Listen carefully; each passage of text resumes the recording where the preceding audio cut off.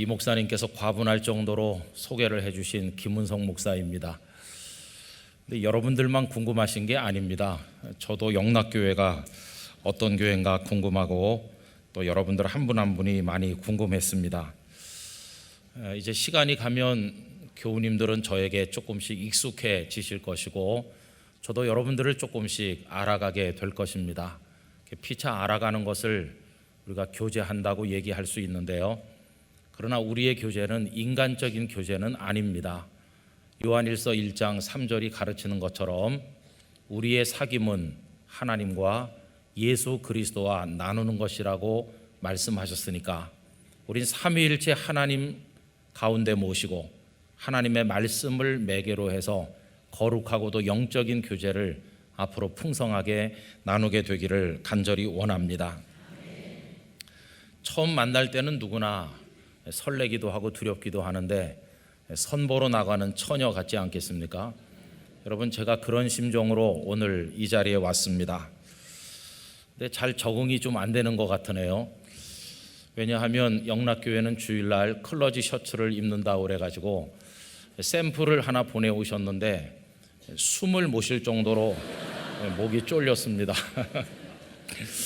그래서 또 이번에는 누구에게 부탁을 해가지고 이 사이즈를 재서 보내가지고 만들었더니 이제는 보시다시피 이렇게 보는 분마다 다 찬바람 들어가시겠어요. 이렇게 하시니까 이것도 잘 안 맞는 것 같은데 이제 좀 줄였다 늘렸다 하면 이제 맞는 날이 올 것입니다.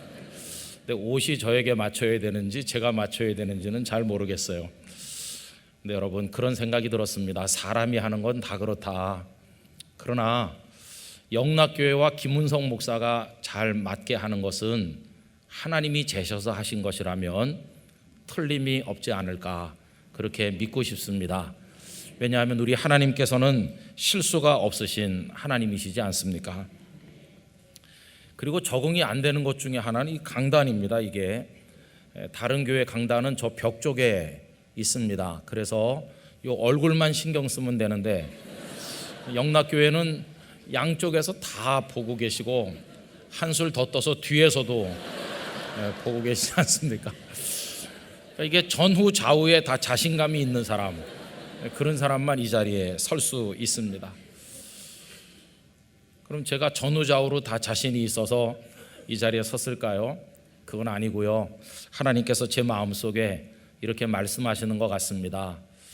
너 지금까지 내 시선 앞에서 많은 훈련을 받지 않았느냐? 나는 너를 전후 좌우에서만 본 게 아니고 저 높은 데서 내려다보기도 했고 사람들은 너의 겉모습만 보았지만 나는 너의 속까지 다 보지 않았느냐?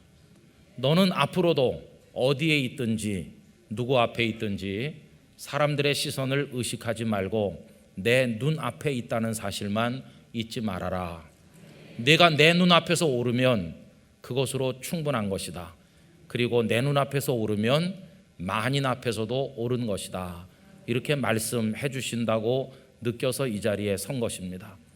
그래서 저는 감히 여러분들 앞에 서 있다기보다는 하나님 앞에 서 있는 심정을 가지고 이 자리에 섰습니다.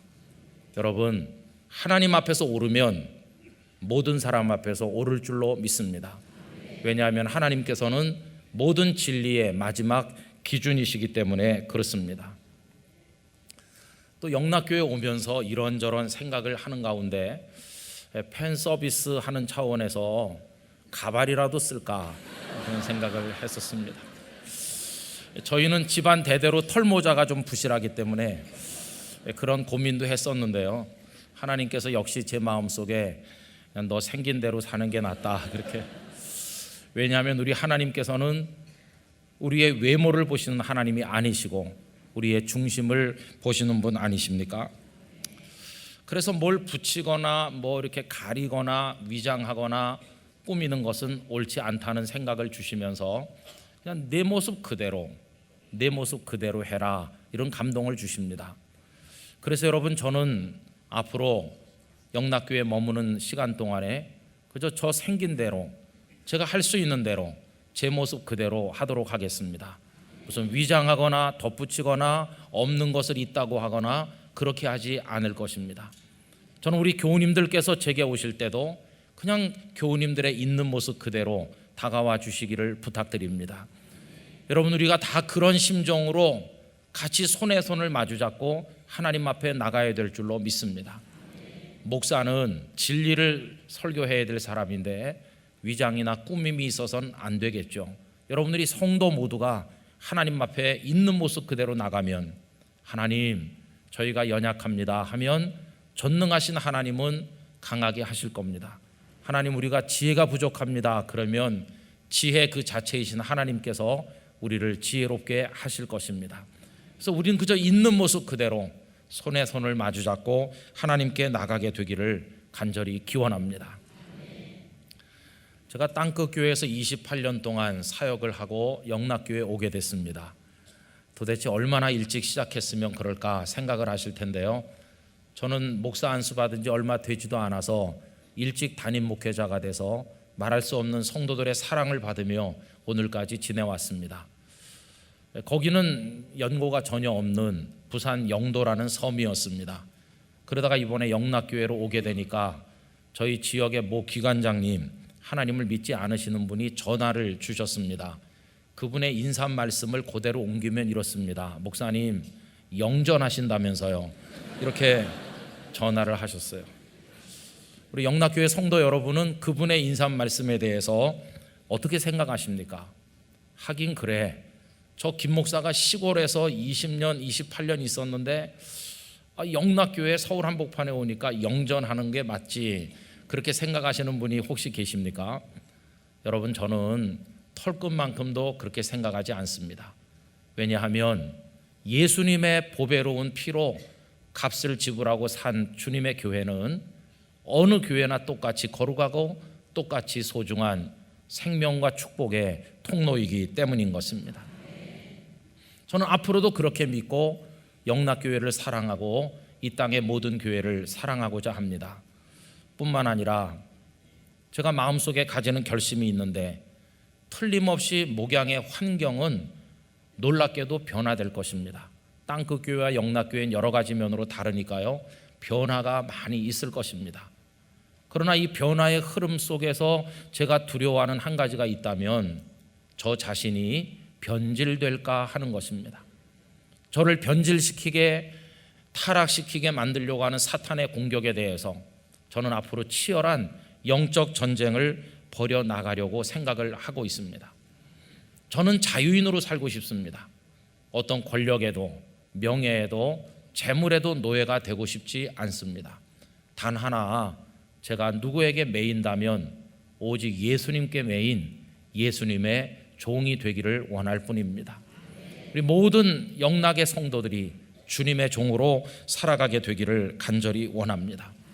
제가 그런 마음을 지켜나갈 수 있도록 여러분들께서 저를 위해서 뜨거운 기도를 많이 드려주시기를 부탁드립니다.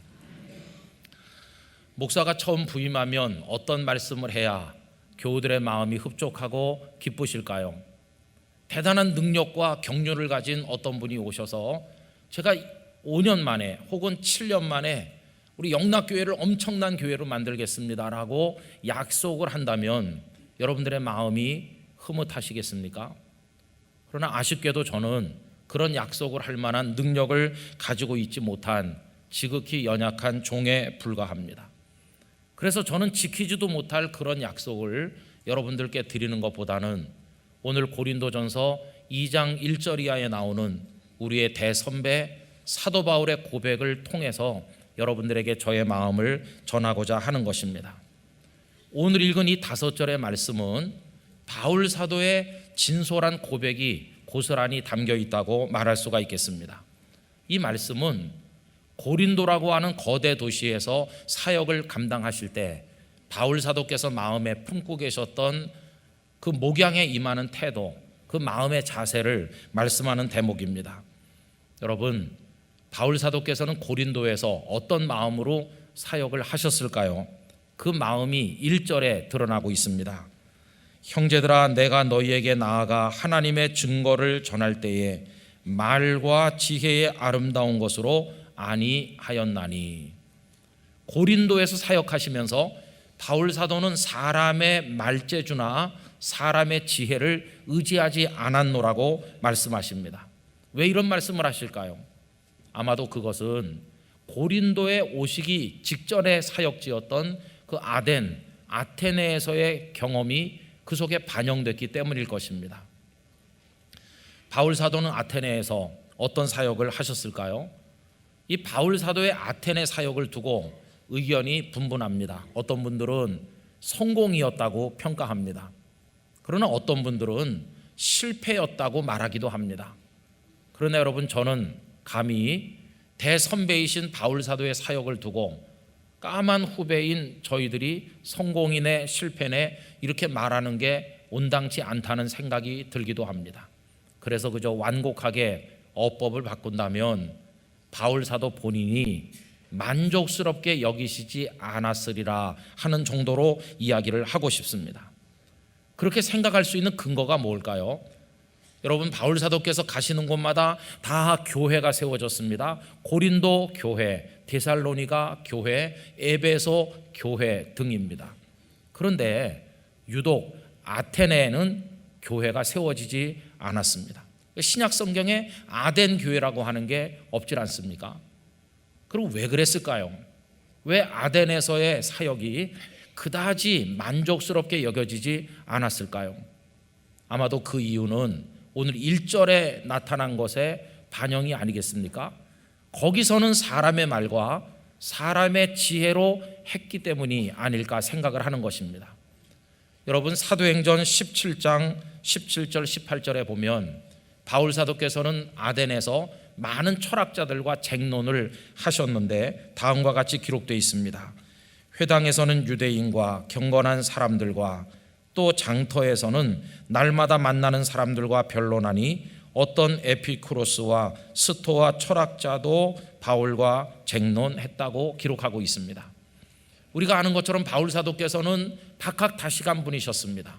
철학자를 만나면 철학의 논리로, 어떤 다른 사람을 만나면 그 사람과 충분히 논쟁을 할 수 있을 만한 실력이 있으셨습니다. 그러다 보니까 에피쿠로스 혹은 스토아 철학자들을 만났을 때 그때 사람의 말 재주 혹은 지혜를 동원했으리라고 생각을 하는 것입니다. 여러분, 철학이라는 것 자체가 지혜를 사랑하는 것이고요, 그리고 그것을 어떤 명료한 논리를 통해 전개하는 것이고, 그거를 말 재주를 통해 적절하게 표현하는 거 아니겠습니까? 그래 바울 사도께서 철학자들과 만나서 그런 쟁론을 많이 하셨다는 것입니다. 그런데 그 결과가 무엇입니까? 아쉽게도 그 결과가 썩 그다지 만족스럽지 못하셨다 하는 것입니다. 이제 그리고 나서 그 다음에 옮겨간 곳이 바로 고린도였습니다. 이분은 고린도에서 결심했습니다. 내가 아덴에서처럼 말 재주나 사람의 지혜로 하지 않겠다. 고린도에서는 새로운 방식으로 하겠다. 그럼 여러분, 말의 지혜나 이런 것들 다 내려놓으면 고린도에서는 무엇으로 하신다고 생각을 했을까요? 그 해답이 오늘 본문 2절에 나오고 있습니다. 우리 다 같이 소리를 맞추셔서 읽어보실까요? 내가 너희 중에서 예수 그리스도와 그가 십자가에 못 박히신 것 외에는 아무것도 알지 아니하기로 작정하였습니다. 아멘. 바울 사도는 두 가지를 결심하셔서, 첫째는 오직 예수 그리스도만 내가 알아야 되겠다. 두 번째는 그 예수님의 십자가만 내가 붙들어야 되겠다. 여러분, 이 두 가지였습니다. 성도 여러분, 바울 사도의 결심 어떻습니까? 말이나 지혜 같은 거 다 내려놓고 오직 예수님, 오직 십자가, 이 두 가지만 붙들고 사역을 하기로 한 바울의 결심이 어떻다고 생각하십니까? 이 결단은 대단히 훌륭한 것이었습니다. 그리고 옳은 것이었습니다. 왜냐하면 예수님 그분이 바로 진리이기 때문입니다. 예수님만이 생명이시기 때문인 것입니다. 예수님 없는 기독교 생각할 수 없습니다. 여러분, 교회는 생명을 유통하는 공동체인데 무엇을 통해 생명을 세상에 나눕니까? 그건 복음인데, 복음의 핵심이 무엇입니까? 예수님의 십자가, 그 십자가로 인해 나타난 영광스러운 생명의 부활이 아니겠습니까? 그러므로 예수님을 붙들고 예수님의 십자가 복음을 붙들겠다고 하는 이 바울의 고백은 너무나도 적절하고 옳은 것이었다고 생각을 하는 것입니다. 여러분, 개인에게나 교회에게나 소망은 예수님밖에 없습니다. 우리가 붙들어야 될 것은 십자가의 피 묻은 복음, 부활의 영광스러운 복음밖에는 없는 줄로 믿습니다. 오늘 3부 예배 참석하신 영락교회 성도들께서 우리 주님과 이 십자가의 복음을 굳건하게 붙들게 되시기를 간절히 기원합니다. 원리가 이러하기 때문에 오늘 영락교회 처음 예배하는 저도 이 원리를 붙들길 원합니다. 저도 앞으로 예수님 그리고 십자가의 복음을 붙들도록 하겠습니다. 제가 그렇게 할 수밖에 없는 이유는 제 자신이 한없이 연약한 줄 잘 알기 때문입니다. 여러분, 저의 심정은 오늘 본문 3절에 나타난 바울의 마음과 똑같다고 말할 수 있습니다. 3절에 뭐라고 말씀했나요? 내가 너희 가운데 거할 때에 약하고 두려워하고 심히 떨었노라. 여러분, 영락교회 부임하는 저의 마음이 이렇게 약하고 또 이렇게 두려워하고 많이 떨립니다. 제가 여기 온 것은 능력이 있고 대단한 경력이 있어서 자신감에 넘쳐서 온 게 절대로 아닙니다. 저는 약하고 두려워하고 심히 떨지만, 그래서 바울 사도가 예수님과 십자가의 복음만 의지하기로 했다면 나도 그렇게 하리라 하는 마음으로 이 자리에 선 것입니다. 여러분, 저는 앞으로 이 강단이 사람의 말로 오염되지 않도록 하는 일에 최선을 다하도록 하겠습니다. 오직 예수 그리스도의 복음이 증거되는 강단, 십자가와 부활의 생명의 말씀이 선포되는 강단이 되도록 하는 일에 저의 모든 것을 바치도록 노력을 하겠습니다. 그래서 이 영락교회가 예수님으로 충만하고 십자가와 부활의 복음으로 가득한 놀라운 교회가 되기를 간절히 원하는 것입니다. 제가 이렇게 결심을 하고 여러분들에게 말씀드림에 있어서 격려가 되는 게 있습니다. 그것은 다른 게 아니라 지나간 73년 세월 속에 영락교회가 이미 그렇게 해오셨다고 믿기 때문입니다. 저는 한경직 목사님의 목양의 사역과 그 정신이 그것이었다고 믿습니다. 그 이후에 오신 많은 목사님들, 특별히 20년 동안 눈물로 이 자리를 지키신 이철신 목사님의 목양 철학 역시 이와 다르지 않다고 믿기 때문에 나도 그렇게 하리라 이렇게 결심하는데 오히려 큰 격려를 받고 있는 것입니다. 앞으로 영락교회 성도들의 신앙과 이 교회가 그래서 예수님과 복음에 뿌리 내린 거기 기초한 아름다운 것으로 성장해 가기를 간절히 원하는 것입니다. 누가 물어볼 것입니다. 어떻게 영락교회는 그렇게 견고한 주님의 교회가 되었느냐고, 그리고 어떻게 교우들의 신앙이 그렇게 반듯하게 되었느냐고 누가 묻는다면, 여러분, 말재주 뛰어나고 재미있게 설득력 있게 하는 사람에게 설득당했기 때문이 아니라 우리 중에 계신 주님과 하나님의 성령의 능력으로 그렇게 되었노라고 대답할 수 있기를 원합니다. 여러분, 오늘 본문 4절과 5절이 우리의 대답이 되기를 원하는데요, 다 같이 읽어보십시다. 내 말과 내 전도함이 설득력 있는 지혜의 말로 하지 아니하고 다만 성령의 나타나심과 능력으로 하여 너희 믿음이 사람의 지혜에 있지 아니하고 다만 하나님의 능력에 있게 하려 하였노라. 아멘. 이게 우리의 대답이 되어야 할 줄로 믿습니다.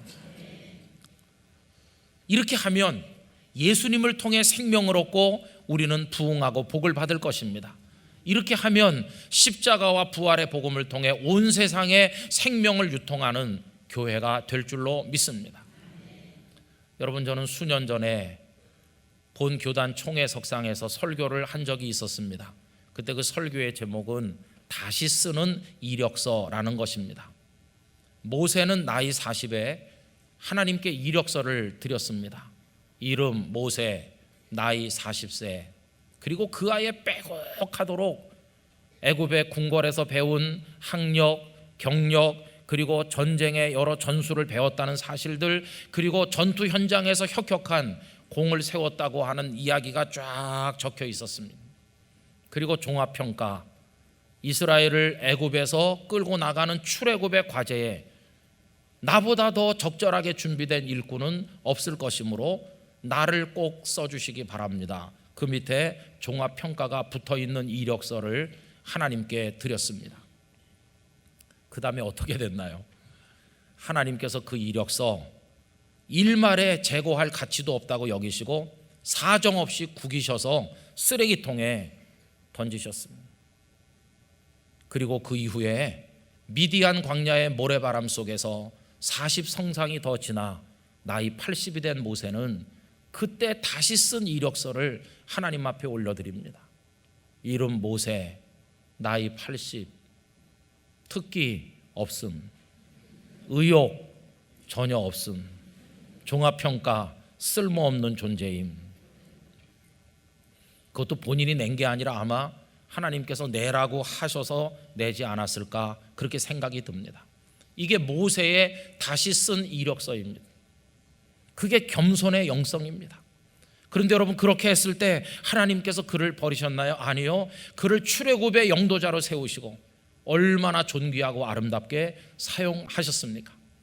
여러분, 바울 사도가 학식이 많고 능력이 많지만 말 재주나 인간의 지혜는 다 내려놓고 오직 예수 그리스도와 오직 십자가와 부활의 복음을 붙들기로 했을 때 그게 바로 겸손의 영성이 아니겠습니까?